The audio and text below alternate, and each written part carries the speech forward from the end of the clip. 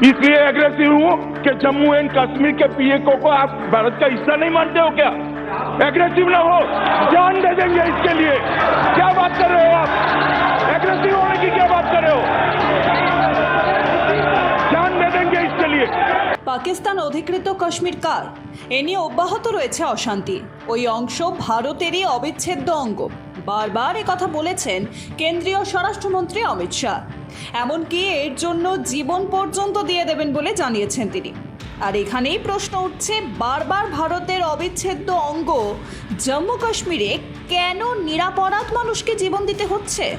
কোথায় গেল কেন্দ্রীয় স্বরাষ্ট্রমন্ত্রীর সেই বড় বড় বলি কপচানো, যেখানে গত 3 দিন ধরে একের পর এক হামলা চালানো হচ্ছে?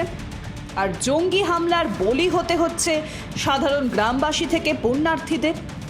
তাও আবার মোদির প্রধানমন্ত্রী হিসেবে তৃতীয়বার শপথ গ্রহণের দিনই। 2019 সালে 370 ধারা বিলোপের পর অনেকেই ভেবেছিলেন এই হয়তো শান্তি ফিরল জম্মু কাশ্মীরে।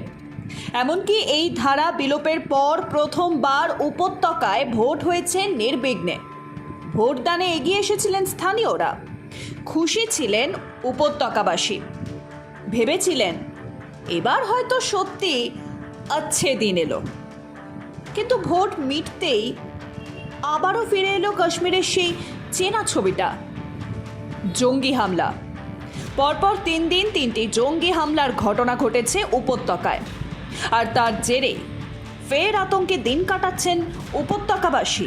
9 জুন অর্থাৎ সেদিনই রায়সেনা হিলসে ধুমধাম করে তৃতীয়বারের জন্য প্রধানমন্ত্রী হিসেবে শপথ নেন নরেন্দ্র মোদী। আর সেই দিনই জম্মু রিয়াসি জেলায় শিবখড়ি মন্দির থেকে কাটরায় বৈষ্ণোদেবী মন্দিরের উদ্দেশ্যে যাওয়া তীর্থযাত্রীদের বাসে হামলা চালিয়েছিল জঙ্গিরা। হামলায় মৃত্যু হয়েছিল 10 জন তীর্থযাত্রী, জখম হয়েছিলেন 33 জন। এরপর থেকেই একের পর এক জঙ্গি হামলায় রক্তাক্ত হয়ে চলেছে ভূস্বর্গ। গত 11 জুন রাতে কাঠুয়া জেলায় হীরানগরীতে একটি বাড়িতে ঢুকে গুলি চালায় জঙ্গিরা। ওই বাড়ির মালিকই সেনাবাহিনীকে জঙ্গি হানার খবর দেন। দ্রুত গ্রামে পৌঁছয় বাহিনী। তখন পালাতে গিয়ে এক জঙ্গি খতম হয়, জখম হন 3 জন গ্রামবাসী। এই ঘটনার কয়েক ঘন্টা পরে ডোডা জেলার সেনা ছাউনিতে হানা দেয় জঙ্গিরা।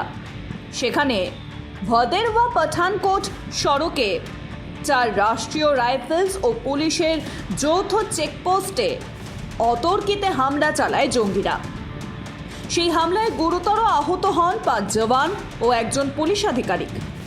ইতিমধ্যেই এই হামলার দায় স্বীকার করেছেন জৈশ-ই-মোহাম্মদ ঘনিষ্ঠ সংগঠন কাশ্মীর টাইগার্স। 370 ধারা বিলোপের পর থেকেই উপত্যকায় শান্তি ফিরেছে বলে লোকসভা নির্বাচনের প্রচারে বারবার দাবি করেছিলেন প্রধানমন্ত্রী নরেন্দ্র মোদী এবং স্বরাষ্ট্রমন্ত্রী অমিত শাহ। বলেছিলেন জঙ্গিদের কোনোভাবেই বরদাস্ত করা হবে না, জঙ্গিদের উপযুক্ত জবাব দেবে। কিন্তু এত কিছুর পরও যে শান্ত হওয়ার নাম নিচ্ছে না উপত্যকা। আর যেদিন মোদী শপথ নিয়েছিলেন সেদিনই পুণ্যার্থীদের উপর হামলা চালায় জঙ্গিরা। প্রশ্ন উঠছে, দেশের যখন এত গুরুত্বপূর্ণ একটা দিন, তখন কেন সীমান্ত এলাকায় নিরাপত্তার খামতি রাখা হয়েছিল? কেন উপত্যকায় ভোটে কোনো ঝামেলা হয়নি বলে নিরাপত্তা আঁটোসাঁটো করা হয়নি? মোদী সরকার 2019 সালে দ্বিতীয় টার্ম শুরু করার সময় স্বরাষ্ট্রমন্ত্রীর দায়িত্ব দেওয়া হয় অমিত শাহকে। তৃতীয় টার্মেও তা বদলায়নি।